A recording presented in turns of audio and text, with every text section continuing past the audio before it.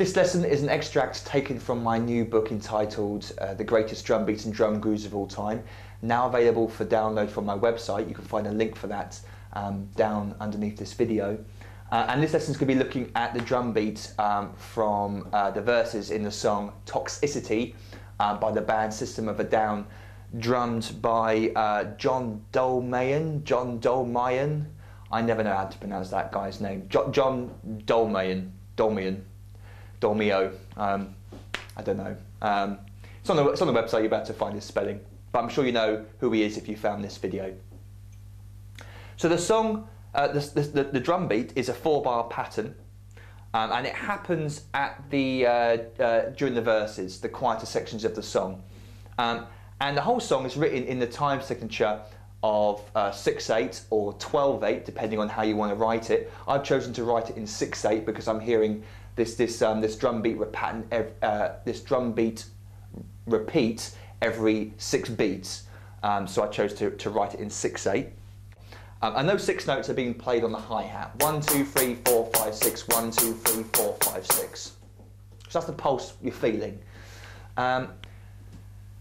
The first 3 bars of this pattern are exactly the same as each other. So by learning the first bar, we're learning the second and third. It's the 4th bar where they've got this little cool turnaround thing which happens later on, which I'll get to later on in this video. So we've got a bass drum on beat 1 with the hi-hat, and we've got a snare drum backbeat on beat 4 with the hi-hat. Excuse me. So it's technically, it's like a half-time 6/8 drum beat. Half-time drum beat just simply means there's one strong drum beat in the bar. You can feel this bass drum, snare drum, bass drum, 1, 2, 3, 4, 5, 6. 1, 2, 3, 4, 5, 6. There's an extra snare drum coming in on the and 5, which I'll explain in a second. But it feels like a half-time kind of idea. So bass drum and hi-hat together on beat 1. Then in between the hi-hats on the 2 and the 3, on the and of 2, if you like, we've got a snare drum ghost note. Now, ghost note is simply just a quiet note.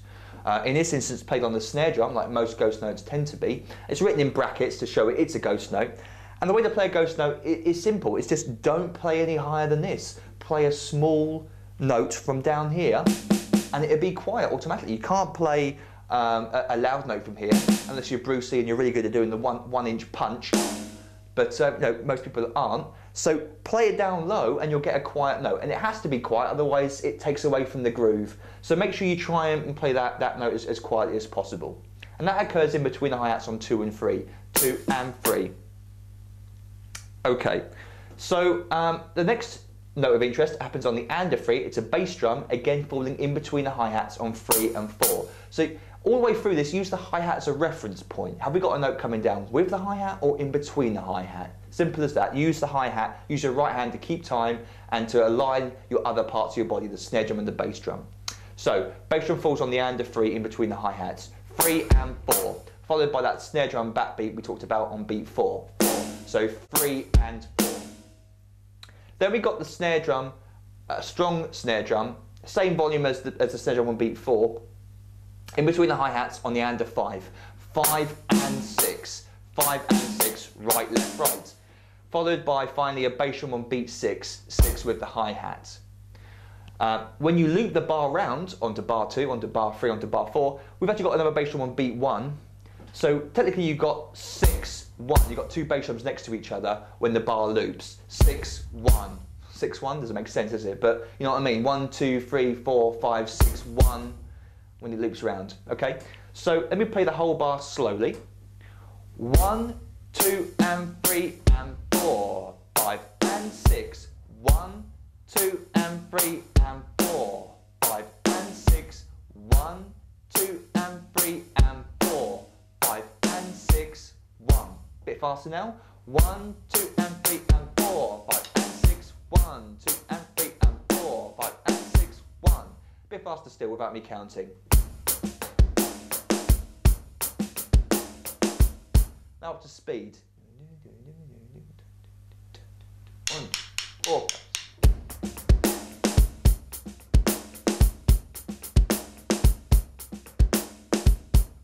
Okay, let's move on to the fourth bar now, where we got this cool turnaround effect, which happens at the end of the bar. So the first 3/4 of the bar is exactly the same as the previous bars. We've got 1, 2, and 3, and 4, and hi-hat on 5. But instead of playing the snare drum in between the hi-hats on 5 and 6, 5 and 6 like that as we did previously, we're going to double up that snare drum note into 2 notes, played with the left hand, quietly. It's 2 ghost notes. It's like a ghost note drag. I'm not sure if that's an official term, but you're basically playing a drag quietly. So 2 left hand notes. The 2 notes start in the same place the snare drum would have started on the and of 5. So on the and of 5. 5 and 6. 5 and 6. It's not 5, 6. It's not all those notes evenly spaced. Duh, duh, duh, duh. It's 5 and 6. Okay, so it occurs on the and exactly. 5 and 6, leading into beat 6, where we got a bass drum on 6 as we did previously.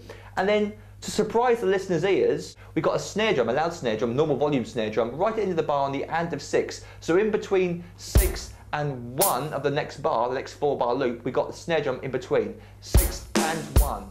6 and 1. And that creates a cool effect. That's a weird voice I just made.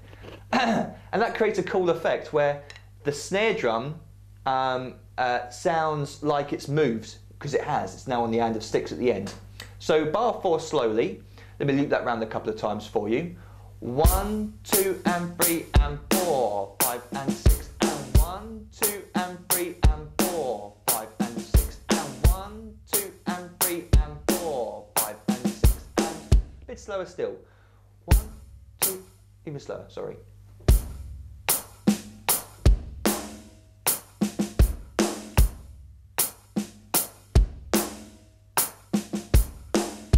Okay, so let's try all 4 bars now, without my annoying voice counting over the top of it, at a reasonable tempo. So all 4 bars together.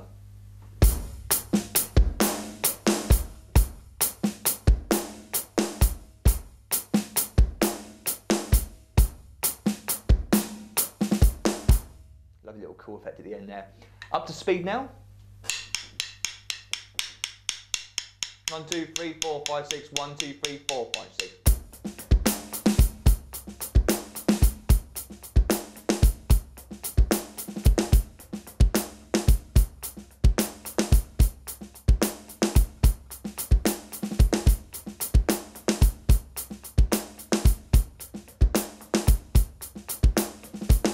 Oh, I love that. It just rolls off the hands. Flows beautifully, if I do say so myself, which I just did. Okay, so there you go. 4 bars of luscious 6/8 to enjoy and have a go at. Take it nice and slow. Get used to the pulse in your head. 1, 2, 3, 4, 5, 6. It's quite weird if you're not used to playing in 6. It can feel a little bit weird to start off with, but hear the song in your head. That helps me as well. Sometimes just to hear the song go around and to sing it in my head.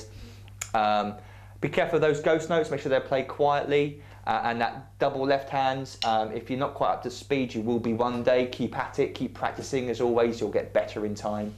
Yeah, I hope you found that useful and enjoyable, and I'll see you next time.